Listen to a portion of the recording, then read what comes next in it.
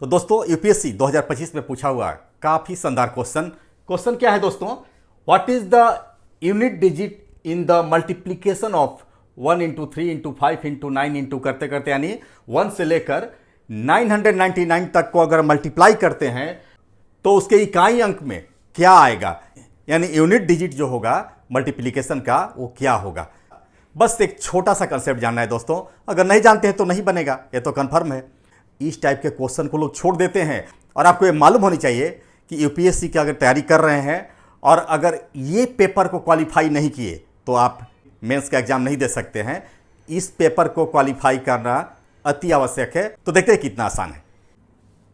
ये जो आप संख्या देख रहे हैं 1 से लेकर 999 तक, और ये प्रचलन कैसा है इसका, 1 के बाद 3 है, 5 है, 7 है, 9, यानी जो भी है ये सब विषम संख्याएं हैं दोस्तों, ऑड नंबर्स है।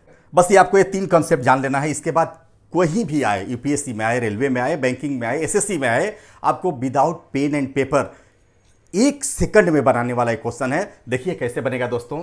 लगातार संख्या 1 2 3 4 5 ऐसे करते हम मल्टीप्लाई जब कर रहे हैं आगे तक, तो इकाई अंक 0 होगा, ऑलवेज 0 होगा। अगर कितना भी बड़ा मल्टीप्लिकेशन हो, अगर उसमें एक किसी संख्या में गुना करने के बाद 0 अगर आ गया तो अब कितना भी गुना करिए उसका इकाई अंक 0 ही होगा।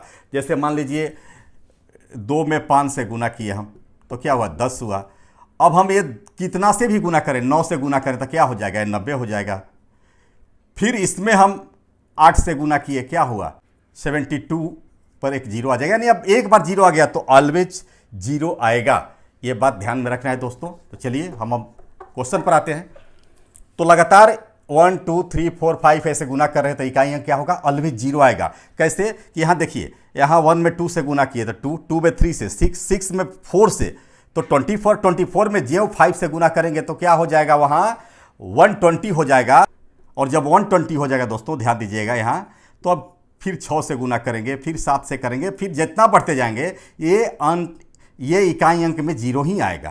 तो ये समझ गए, इसलिए इकाई अंक 0 लगातार संख्या में। ठीक है, अब विषम संख्या में क्या होगा जो कि इस क्वेश्चन से रिलेटेड है। विषम संख्या क्या है, 1 इंटू 3 इंटू 5 ऐसे करते करते हम बढ़ते रह जा रहे हैं। तो क्या होगा दोस्तों, जैसे 1 में 3 से मल्टीप्लाई करेंगे क्या होगा, 3 में 5 से करेंगे तो क्या हो जाएगा, ये 15 हो जाएगा। ध्यान दीजिएगा 15 इकाई अंक 5 आ गया। अब कितना भी गुना करिए 5 ही आएगा। जैसे 15 में 7 से मल्टीप्लाई कीजिए तो क्या हुआ, 105। जब 9 से करिए मल्टीप्लाई बाई 9 क्या हुआ, 135।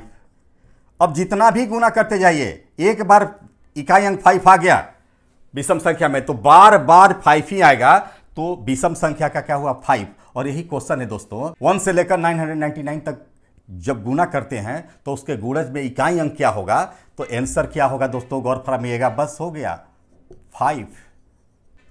बस यही तो कंसेप्ट है। और सम संख्या में देखिए, सम संख्या में वही क्या आएगा, 0। कैसे, इससे इसमें कीजिएगा, इससे इसमें कीजिएगा, इससे इसमें कीजिएगा। जब इससे इसमें कीजिएगा तो 10, जब गुना किसी भी अंक में 10 से गुना करिएगा तो 0 आ जाएगा इकाई अंक। और इसमें जितना भी गुना करते जाइए अंत में 0 ही होगा इकाई अंक।